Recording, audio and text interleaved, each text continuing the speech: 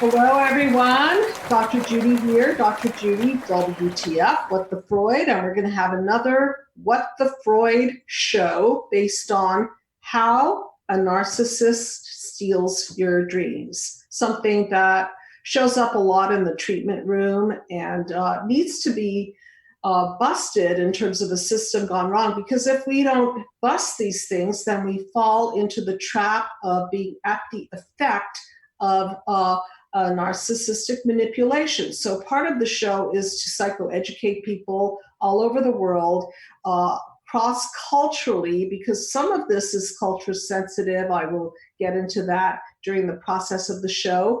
And first of all, I want to check in with everybody. How is everybody doing? I know that people are doing differently. Some people are well, some people are going crazy, being isolated. I know a lot of people who are feeling that way. And even though we're feeling that way, we still have to be smart and we still have to stay preventative so that we are not the cause of spreading this deadly coronavirus. So please respect what the boundaries are, the health boundaries are, and I don't have to tell you to wash your hands and to do the social distancing. You've heard that a billion times over. So anyway, I want to hear from you just in general how you are all doing given the circumstances, and then we're going to get into the topic of how narcissists steal your dreams.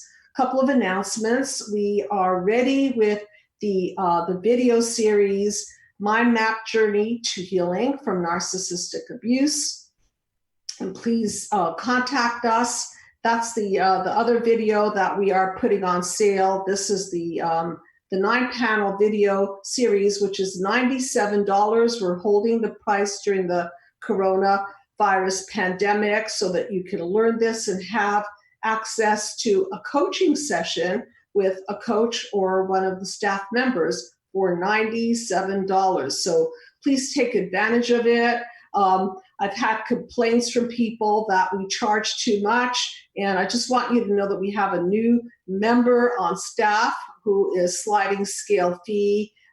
She is a counselor from England, so we charge a lot. I just have to tell you this. Very blunt about this. There is a lot that goes into being a mind map therapist, a lot of training, a lot of education, a lot of psychoeducation of the therapist, PhDs, acquiring a PhD, and so on.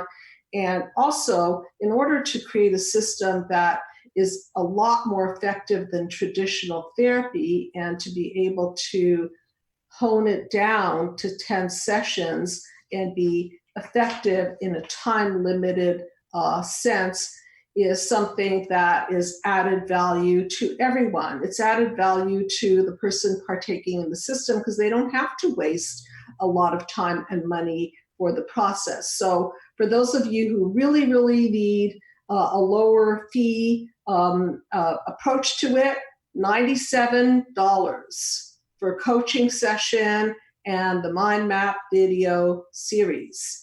And also, I'm asking everyone who does call in to keep the topic very relevant.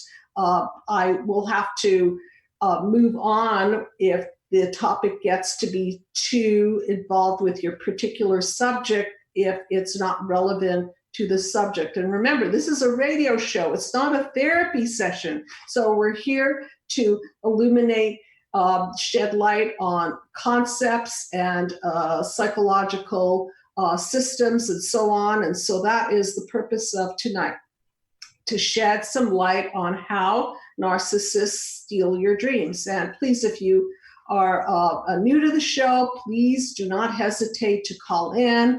That number is 323-524-2599. And if you've called in a lot of times, then please be respectful to the people who are calling in maybe for the first or second time and want to get some questions answered. And we always give people 15-minute free consultations. So you can ask for that and ask for the free PDF of the book. And also, one last thing, to ask for information on the Mind Map video series to healing from narcissistic abuse with Yitz Epstein, which is now available. So please do not hesitate to call about this amazing and very succinct approach to nailing it with what happened, why we are bearing the wounds of narcissistic abuse still in our psyche, how that psychovirus got into our psyche and is really repeating itself in patterns and poor relationships and so on. So again, call-in show, please feel free to call in, 323-524-2599. And how many of you out there have felt that your dreams have been stolen by somebody who you love, that you are tied to, I should say toxically tied to, who will only give you the time of day if you fulfill on their dreams as opposed to your dreams? I want to hear from you. So let's see how this all happens, and let's mind map it. We do mind map everything, and that's the purpose, is to go back to the cause of the problem, break it all down. So let's look at panel 1, wounds of childhood. There are 5 wounds of childhood. There's physical abuse, there is emotional, verbal abuse, there is sexual abuse, and then there is smothering, control, and then there is abandonment. And we're talking about the blueprint. Who is our blueprint? Our blueprint is our mother, our father, our primary caregiver or caregivers. And depending on how they groom us is how we will then attach and pattern with other people.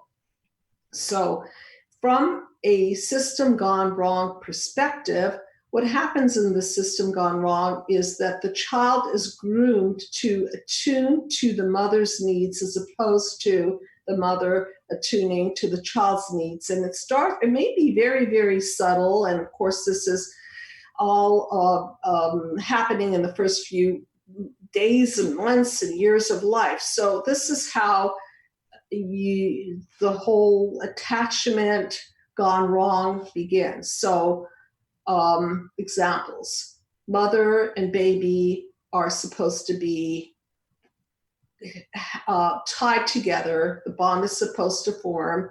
And what happens in the case of the system gone wrong is because of the mother's injury, the mother cannot attach properly to her baby. So she may do several things. She may not give that baby eye-to-eye contact. She may not attune to the baby's needs by not being sensitive to when the baby is hungry or tired or wet, or if the lights are too bright or if the sounds are too loud. She may not have a propensity to cuddle with the baby and spend time with the baby. And this creates the system gone wrong, because now what's going to happen is the baby will not have the inner world and the inner psychological wherewithal to soothe him or herself. So if the soothing doesn't happen by mother, primary caregiver, then the baby will be dysregulated.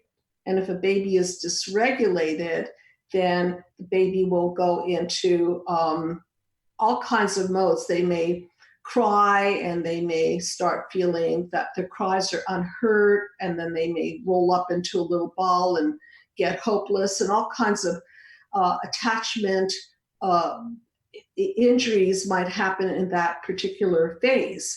So when that child is not regulated by a parent but still needs the parent, they might figure out, and not in verbal form, obviously, because we're talking about the first few months and years of life, so there are no words here, but the baby might figure out that in order to get mommy's attention, she needs to, or he needs to be very, very quiet, and needs to kind of disappear in terms of sense of self, because the mother might not have the bandwidth to fulfill on the baby. So already the baby is groomed to be less and less and less. And so the unwritten deal here is be quiet, don't show up too much, and then you'll survive better under those circumstances. So you can already see that the attachment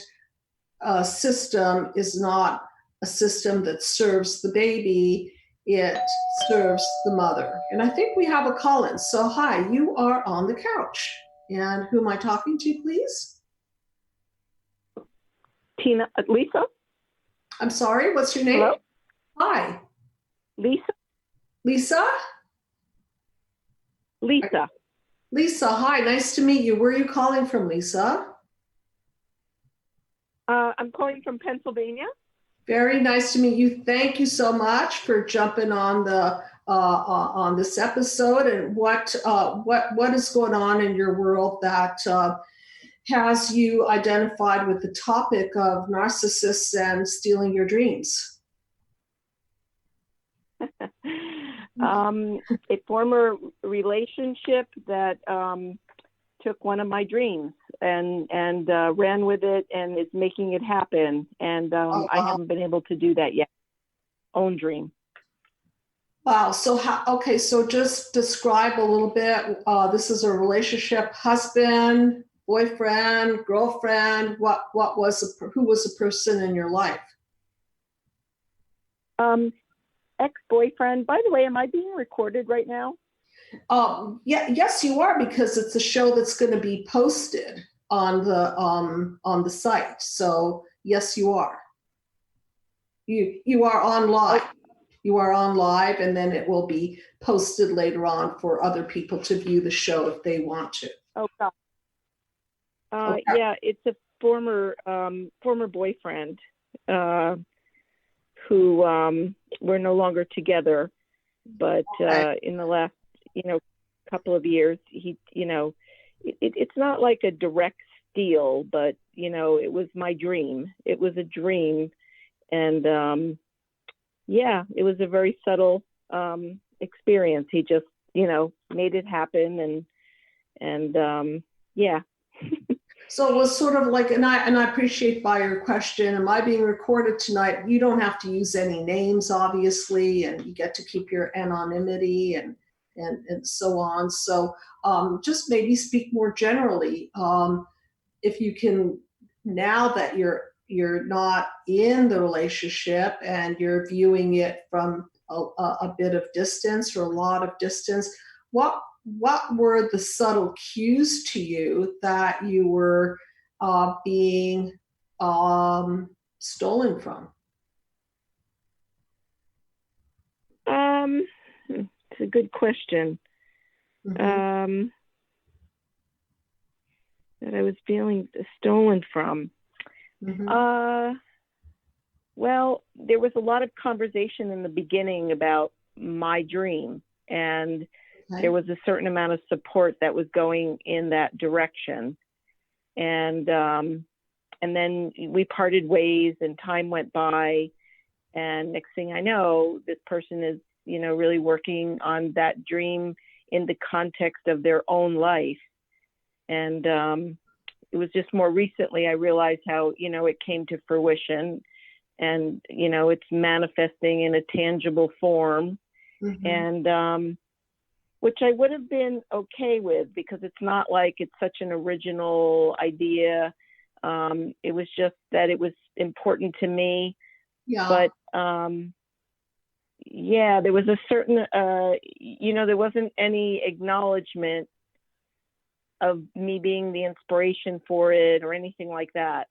Yeah. And it made me realize how much I put into that relationship, and gave and gave and gave. But I guess there was a silver lining, because I think it's been a major turning point for me, because it's definitely a pattern, giving. Okay. Yeah.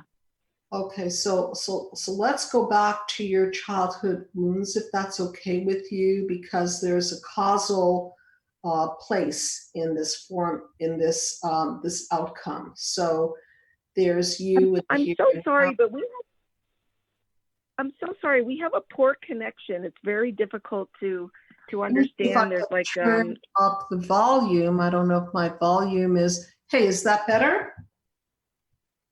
A little bit better. Yes. Thank you. Okay. Sorry. I put the volume all the way up, so I hope that's better. Hope the audience can hear me just fine. So before this occurred, before this relationship pattern occurred, there is a backdrop to this.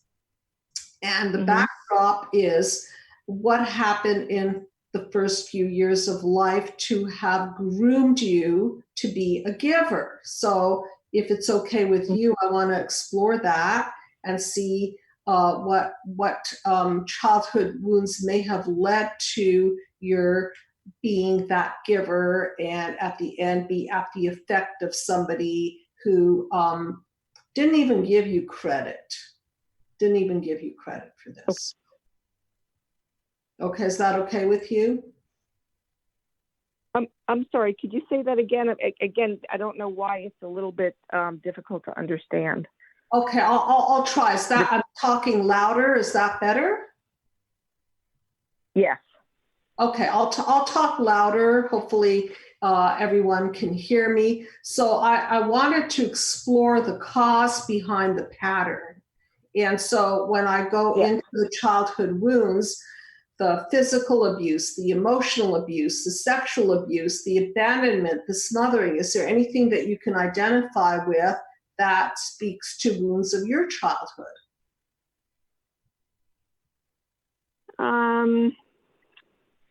Yeah, I mean, it never looked like direct abuse on the outside. Okay, I mean, that's typical. But okay. I was a child who had a very deep inner world, and that inner world was not engaged with. So I spent a lot of time in my own world. Okay, so let's just for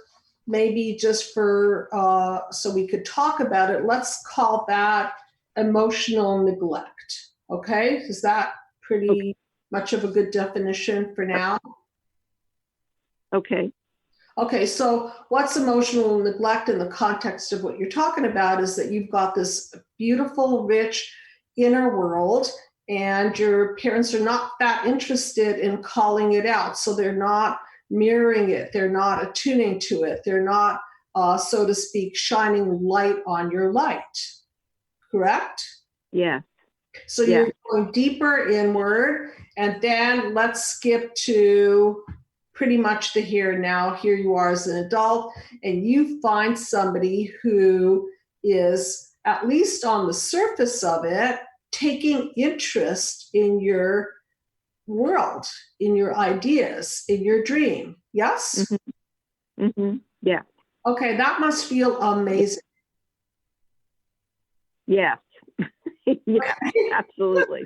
So let's look at the dopamine aspect of it. So if we move to panel 2, which is your reaction to the wounds of being emotionally neglected, it must be very painful to feel the disconnect. It's kind of like a shattering of your dreams right there, with an unconscious dream that somebody's going to take an interest in you, somebody's going to attune to you. So along comes someone else. Okay, this is part 2 of your life. Right now you're an adult, and somebody tunes into some kind of an unconscious or even conscious and unconscious wish for you to be heard, for you to be seen, for you to be acknowledged. And what does he give you? He gives you psychological dopamine.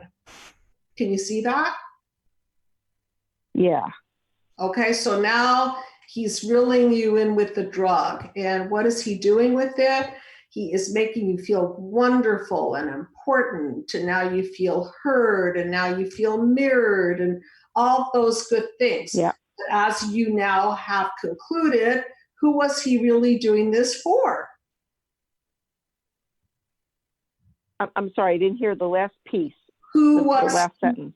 Okay, who was he doing this for?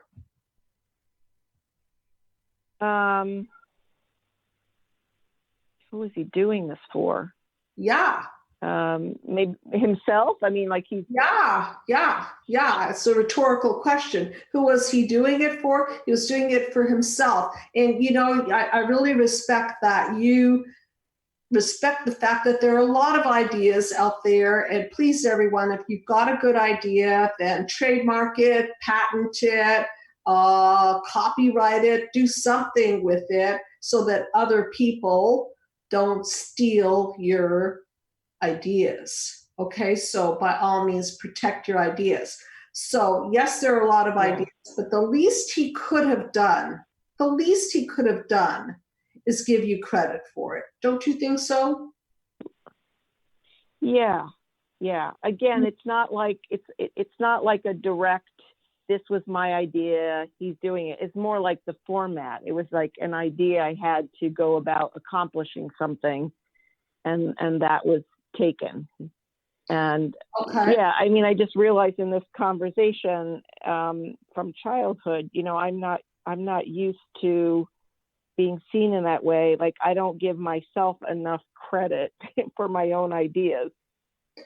It's like I haven't given myself enough credit when I have an idea. It's like I almost don't know how to put the engine behind it to get it going forward and actually accomplish it.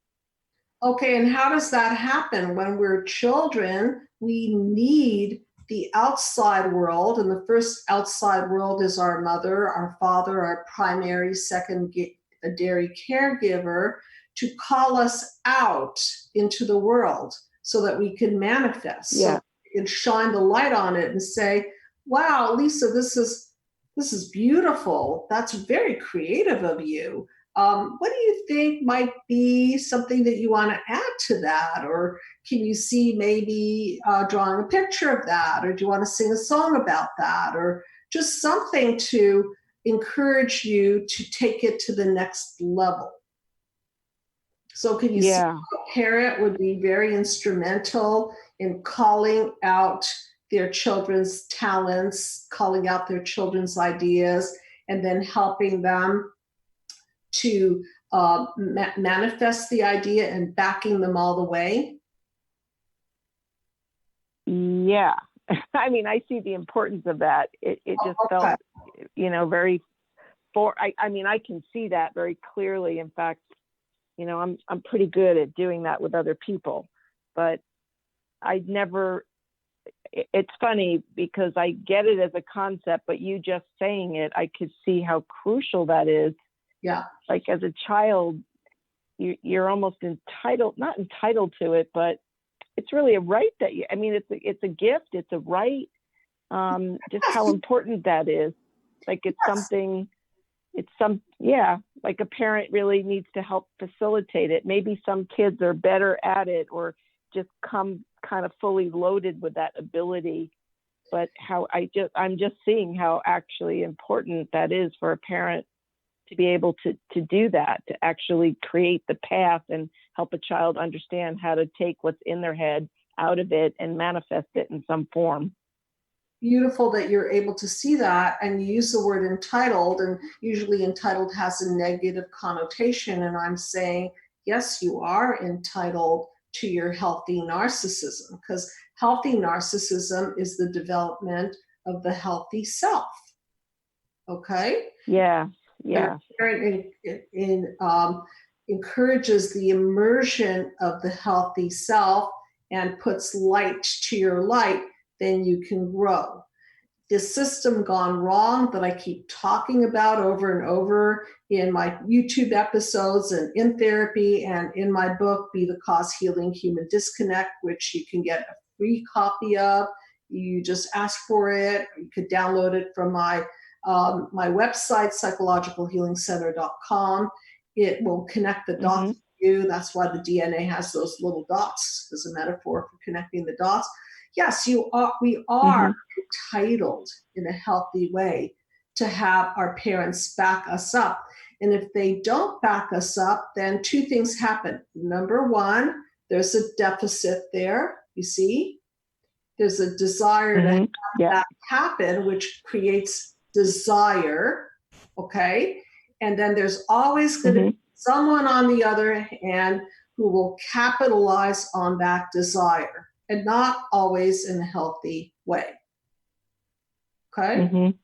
So if Yeah. there's someone there that sniffs out your need and is not healthy himself or herself, they will attach their agenda and their dream to your goodies, whether they be psychological goodies or idea goodies or dream goodies or whatever.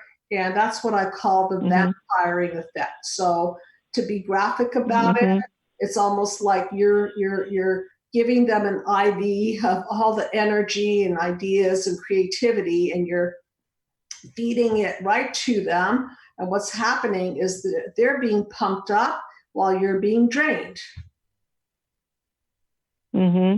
Yeah. Right? Can you see that? And maybe you even felt that way, because last time I did a show on resentment. So I'm imagining that a lot of resentment came up as a result of him taking off with your dreams and giving you no credit. And by the way, if it's a very general thing, then I agree with the first part of what you were saying. Yeah, there are a lot of ideas out there. But if it was a real specific plan and it was unique to you and it was outlined, and he took that plan unique to you and then used it to better himself, and I'll use the word narcissist you out, meaning put you aside, didn't acknowledge you, then that's an example of the what the Freud. So it's an example of the what the Freud because it's a repeat pattern of your parents not mirroring that light in you, not acknowledging and setting you up for the need for that dopamine. Okay, can you see that? Yeah, I see it. Okay, I see it very clearly. Good. I'm really glad you see it, because once we make the unconscious conscious and bust the system, then we're less prone to trip on that lever again. You see? Yeah. Okay. Yeah. So that kind of thing then has a reaction in the psyche, and then it encodes. Now we're on panel 3. We're mind mapping how this is all happening. And then in panel number 3, we encode messages in there. Messages like, what do you think the message, what do you think the unconscious message that you grasped onto was from your parents that didn't mirror your dreams and didn't encourage your dreams? What is the message?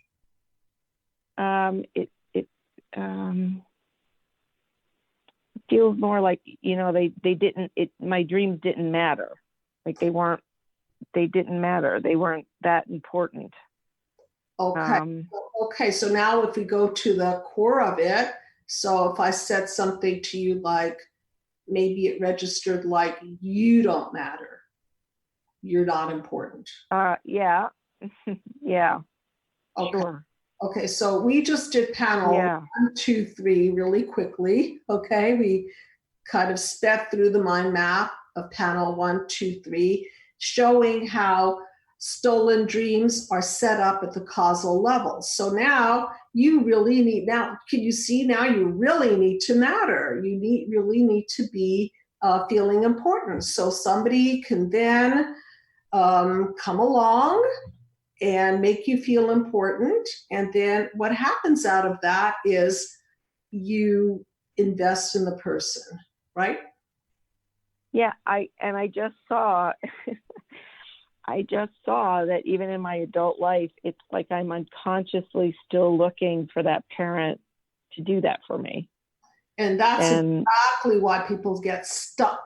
It's I call it the WTF, right? But seriously, it is a what the Freud, because it's a repetition compulsion. We're always chasing the dream. Speaking of dreams, we're chasing the dream that somebody is going to make us feel important. Somebody's going to make us matter. It's just that we somehow fall into the wrong. Somebody else is going to, or somebody else is going to help me to actually manifest it. They're going to help me. They're going to get it.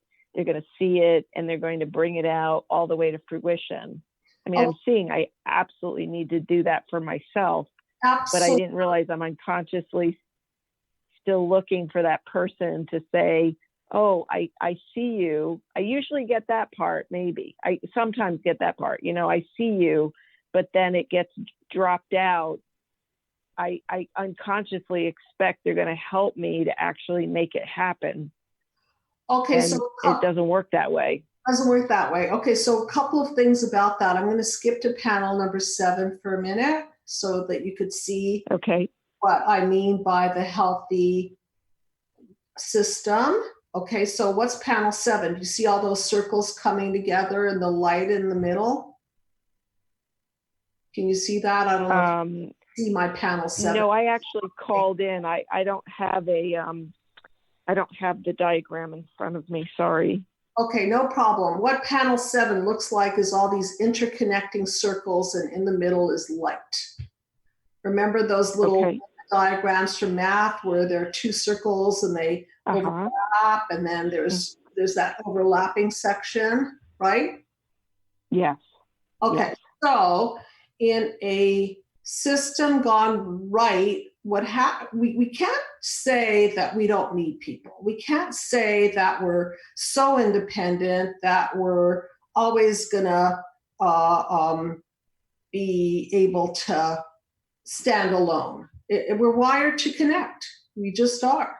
So what does that mean? That means we can't put in other people's hands all of it. We have to develop, as I say, a healthy me for a healthy we. So once you have more of a healthy me, and that's never perfect because it's always a growth process, it's always in progress, in process, then you have better ways of vetting people and better ways of knowing whether you're merging or letting somebody in that is going to enhance your light, or whether you're allowing that person to zap your light. It's okay to let people in to create synergy. Okay? Synergy means that you and another person together are going to make a better we. It's what I call the 1 + 1 is greater than 2 phenomenon. So you and another person create something more.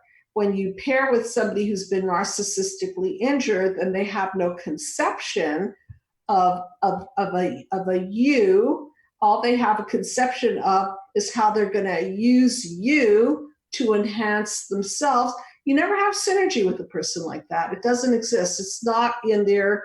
It's not on their mind map. It's not. Just panel 7 doesn't exist for them. Okay.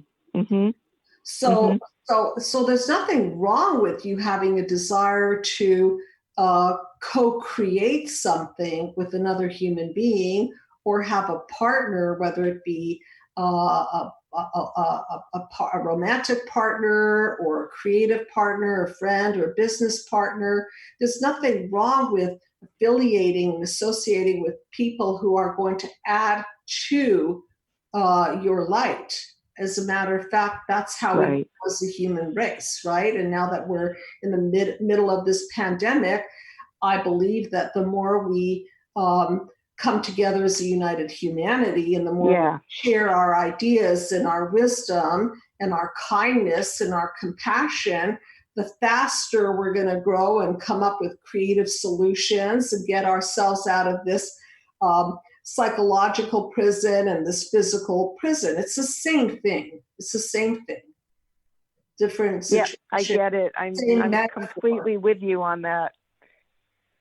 Okay, yeah, so I'm completely with you on the trick is recognizing. Right. That's where I feel like I'm a little weak on that.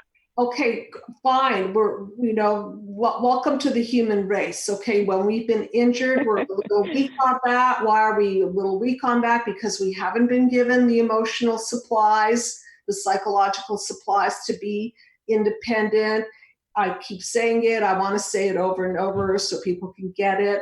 Healthy dependency leads to healthy independence. So if your parents would have allowed you to be healthily dependent on them and healthily dependent on their rewarding you for your creativity, as an example, then you could have separated and individuated, and then you would have known the difference between somebody zapping your energy and being toxically tied to the dopamine of anybody mirroring you and encouraging you in the direction that you want to go in, and somebody who's there to come in, bleed you out, take your ideas, and leave you high and dry. Yeah. I just saw something else when you said that. Another pattern that's in place. Like from when I was young, I made excuses up about why my parents didn't do that, like out of compassion for them, because it's so hard, when you're young. And I actually still have a hard time with this, to really judge them harshly for it. To judge them at all for it. Doesn't have to be harshly. So I make up a lot of excuses. Well, they were very young parents. They were very busy parents. They both worked. You're speaking right up the alley of, first of all, an article that I have on my blog called How a Narcissist Steals Your Sense of Self. I want you to go to my blog, psychologicalhealingcenter.com, and in the blog section, you will see it.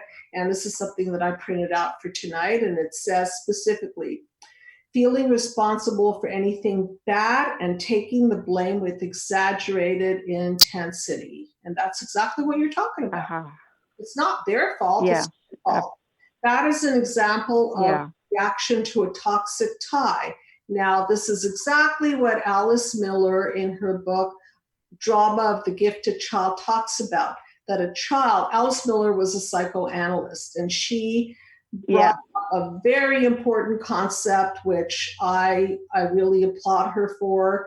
And that's the concept of how much the child will protect the parents, even at the expense of him or herself.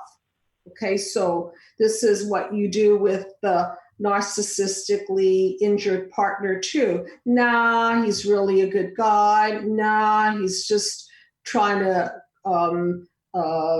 help me. And no, he would never do a thing like that. And unfortunately, the people who fall vulnerable to these kinds of psychological lies and gaslighting and toxic tie syndrome are the people who have the weaker boundaries, people who feel that they have to give of themselves at any cost. Same dynamics as the family of origin. So listen to Alice Miller. A child would rather be the good child. Let me repeat that. Child would rather be the bad child in a good world. The bad child. So it's all your fault, okay? You're responsible. You're bad. They're the good guys. Why does it work that way? Because it would be horrible for a child to think that their very own parents are not doing their job. Very dangerous, right? Okay? And very. Very. Especially when you're dependent on them. Okay, so here are some tactics narcissists use to manipulate their victims. And this is an article by Darlene Lancer. I guess she was an attorney, is an attorney in MFT. Lying, denial, avoidance, blame, guilt, shame, intimidation, playing the victim. Okay, does this sound familiar to you? Yeah, sure. Yeah, absolutely. So I'll just read you a couple of things. There's an article here that I pulled up. Thank you, Athena Stock, PhD, February of 2017. The goals of a narcissistic partner. Their goal is to steal your mind. Why your mind? Because if they have your mind, then they could steal your ideas and they could steal all kinds of things from you. So feeding into a narcissist's goal to blame shift the label onto those they victimize. So it's, again, the blame shift, okay? So what they do is they prey on your weaknesses, and then they gaslight you to think that you're crazy. No, you're crazy. I'm not trying to steal your ideas. No, I've been listening to you all along, as they carefully take notes on how they're going to drop you and do it themselves. So when we're vulnerable, we don't think that way. All we care about is to please them. Why? Because we feel that we emotionally need them, because we have a toxic tie to that. So they will steal what's most precious to you, primarily your mind and your heart. So how do they steal your heart? Well, they get in there, you start bonding with them. Maybe you've been intimate with them on many levels, mind, body, soul. So now, now there's going to be pain involved in breaking up with that particular individual. You don't want to do that, do you? So now you're reeled in even deeper, you see? Yeah. It all seems so clear right now talking to you. Yeah, I know. Yeah, I wish this was taught in the school system, and I'm putting it out there. I still would like to get the mind map system going in the school system, and so that's one of the things that I want to accomplish in this lifetime. Okay, so just a couple of things from this article. We need our mind to separate truth from lies. Once you see the real problem, that the lie, you begin to understand that lies and illusions have no power over you apart from what you think. Okay?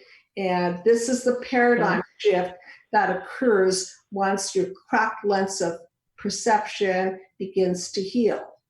So we've got to start separating lies from truth. We have to start understanding the cause, the blueprint, the reactions, the encoding, the crazy chaos and defenses that we erect. And one of your defenses is making nice the person that's the perpetrator. Nice person, wow, listening to me, loving me, buying me gifts, making me feel good, whatever it is.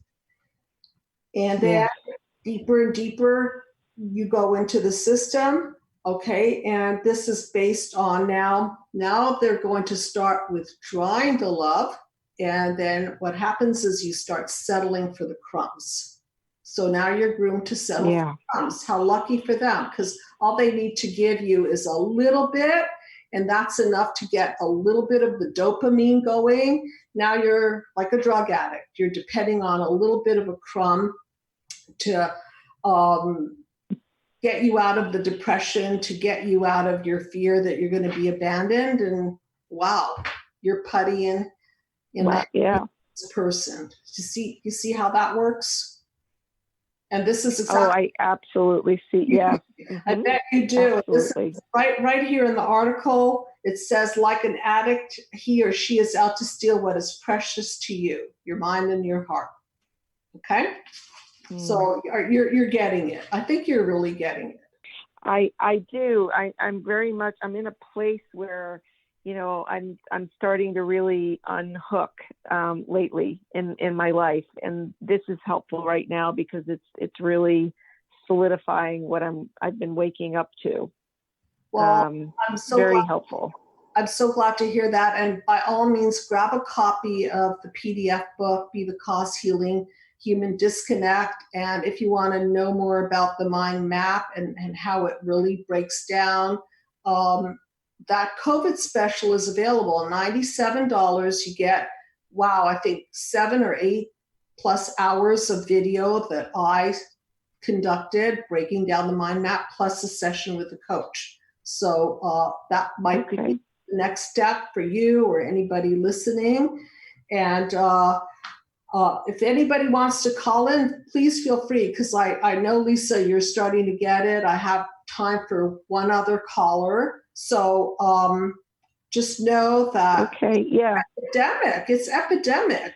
And because of parenting gone wrong, we as a human race are not functioning in a healthy manner. And if we are going to mind map the other half of the system, which is the person who has been narcissistically injured and is now behaving like a narcissist, correct? That person is using people as an object, and that person really doesn't get that what they're truly missing out on is intimacy, because intimacy to them means control, okay? So they're not the cause of the fear. However, they're going to find, as more and more people understand to not play into the cards of the narcissistic dynamics, they're going to understand that the gig is up. They can't do this anymore. And my hope is really that people who are discovering that they're suffering from narcissistic tendencies, that they do call the Psychological Healing Center, and there's no shame, there's no blame, there's just really a dissection of a system gone wrong and how they ended up on the other end of the spectrum here, and that there is a better game of life, and I call that better game of life synergy. 1 + 1 is greater than 2. I don't use you, you don't use me. Let's get together and pour light into our light and co-create something much more beautiful. They just don't have that concept, because their injuries have to do with parents being powerful and controlling and stealing their light. So now their plan B is, well, then if you can't beat them, join them, and I'll just play that game on other people. It doesn't create a warm feeling in their heart. It really doesn't. Thank you so much for your clarity. The real takeaway is the synergy for me, because I could see, I didn't realize till I was talking tonight, like I was at that place I was wanting to shut down, shut down, close off, like go into real defense mode, be very careful moving forward. But, that word synergy is very powerful, and it's a wonderful, concept to take on and live into, to really learn what that is and learn to look for it and how to create that. That's beautiful. So glad that you were able to see that. And when you go into panel 5, defense mechanism shutdown, that might be okay for a while you heal and figure things out. Maybe you do need a little bit of shutdown. Okay. You're already shut down. So you go inward, shut down, do some healing, okay? But then when you emerge from your shutdown, just remember that this time you are going to play a better game of life, because you're going to vet people better, and you won't have to depend on people to validate your good ideas, that you're going to be able to have a source within yourself to esteem yourself and to know that that you are of value. And so then when you play with another human being, you're coming from the consciousness of I matter, I'm important, and you're important, and let's play. Let's have some fun. Let's create. Great. That's great. I really appreciate that. I really appreciate that, to be able to just, withdraw for a little bit and heal and then come out stronger. I really appreciate that. Thank you. Absolutely. You're very welcome. Thank you so much for calling in, and do check in occasionally. Thank you. Love to hear from you. Okay, great. Thanks so much. Take care.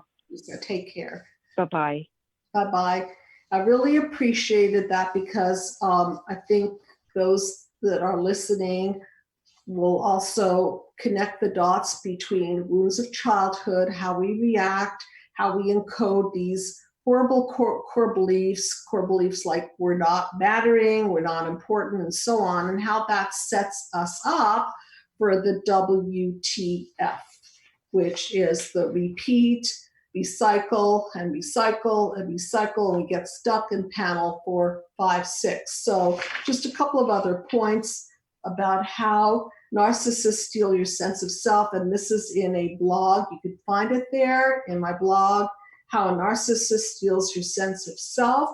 They subtly chip away more and more until every thought you have, word you speak, and action you take is worshipped and attribute to them. You tell yourself they're just a tortured soul. They just need someone to support them and show them compassion. So do you see how they prey on the compassionate? You invest your time, your energy, and yourself into the narcissist, but lo and behold, you don't get panel 7, you don't get synergy, you get the vampiring effect, and it's never enough. It's like an endless, bottomless pit. You reevaluate everything you thought and knew about yourself and ask yourself, was I stupid for thinking I could succeed with my career path, with my dream? Was I stupid to believe in myself?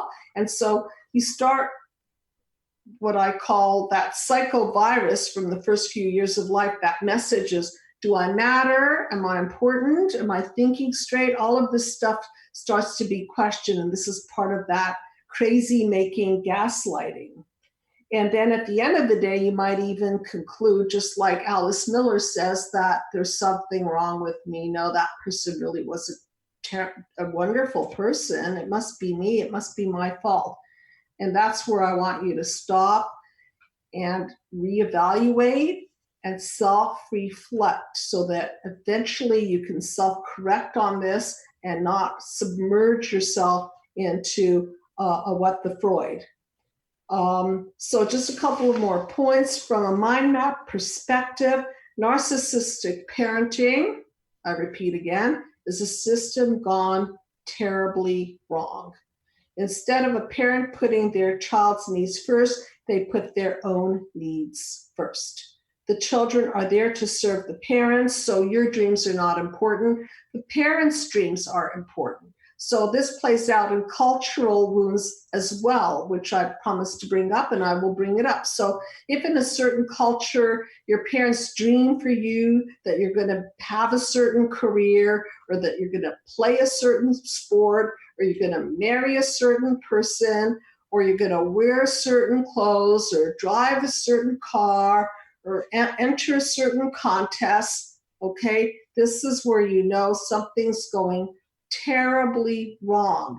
And let's please make the distinction between a parent who encourages their child to play the piano or introduces them to playing baseball or ice skating or what have you. That's really different than pushing your child into areas that they clearly have no interest in. As a matter of fact, there's a great case study in my book, Be the Cause Healing Human Disconnect, where one of my sample case studies in the book came in because her mother was so controlling, and in her case, her mother made her like her little doll, and she had to march to the tune of her mother's dreams. Oftentimes this happens when a parent's dream is not fulfilled. From a cultural perspective, oftentimes it happens when the culture dictates that things have to be a certain way. And maybe there, in terms of, not to disrespect the culture, but we have to see, is the culture supporting mental health or is it not? And I'm always of the mindset that if something's culturally correct and mentally healthy, beautiful. But if the culture is encouraging a philosophy or a way of life that is mentally unhealthy and stealing your light and walking you down a pathway that is inauthentic to you, then take a step back and take a good look at it so that you have clarity of mind, and then you can try to understand what are you going to do with the conflict here. Okay, so eventually this lack of identity causes breakdowns later in life. Often in adult life, they're forced to face the world on their own. In order to find themselves, one needs to look back on the series of events that led to the identity or the dream being stolen and dismantle the negative core beliefs that rose from the mistreatment. You owe it to yourself after what you've gone through to dismantle any of these core beliefs, because when we believe that we don't matter, when we believe that we're not important, we lower our own bar, and then we allow other people to reflect that that philosophy about us, back to the core belief that we hold on to, which is unhealthy. Then we reopen the childhood wound and perpetuate the injury yet once again, which is what I call the Freud. So please feel free to take advantage of the free 15-minute consultation, and to take advantage of that $97 mind map video series. And those of you who are really feeling injured at the core because their family system left them with these narcissistic injuries, check out the mind map video series on healing from and recovering from narcissistic abuse. Thank you so much, everyone, for tuning in. And thank you, Lisa, for allowing me to ask you pertinent questions about your wounds of childhood, and for shedding light on how narcissists steal your dreams. Good night, everyone.